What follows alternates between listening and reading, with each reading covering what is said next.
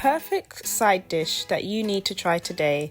Some absolutely delicious steamed cabbage with jerk chicken. So first of all, I'm going to start prepping some vegetables. So I've got about half of a brown onion and I'm going to dice this. I also have half of a medium bell pepper and I'm just going to slice this. Now I've got one large carrot. I have peeled it and I'm just going to chop it. I'm actually going to chop it julienne style, where you get these sort of matchsticks that you see here. I've got a bit of Scotch bonnet and I'm just going to chop this down.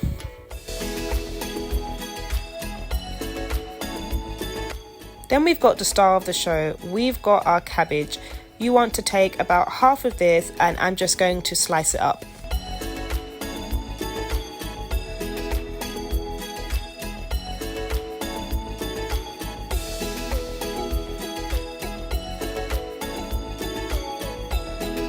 Time to season our chicken. So I start off with some salt and black pepper. I also add in some all-purpose, some powdered jerk seasoning, the all-important jerk marinade, and then I'm just going to mix this into my chicken. I also add a bit of pimento. Get your pot and add in some oil, and then we're going to start off by cooking our chicken. So it should take up to 10 minutes to have this chicken fully cooked through.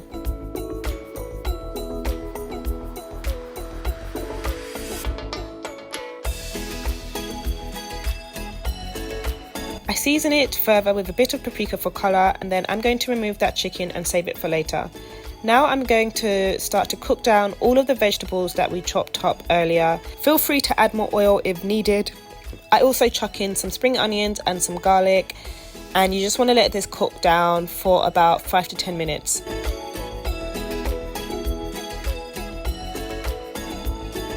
Separately, I'm going to prepare some chicken stock that we'll use later.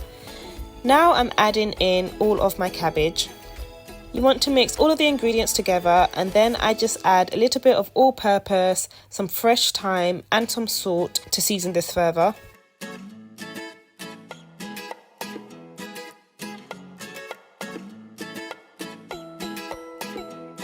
Finally, I add a little bit of the chicken stock that I made earlier, and then you want to steam it on a low temperature for around 5 to 10 minutes.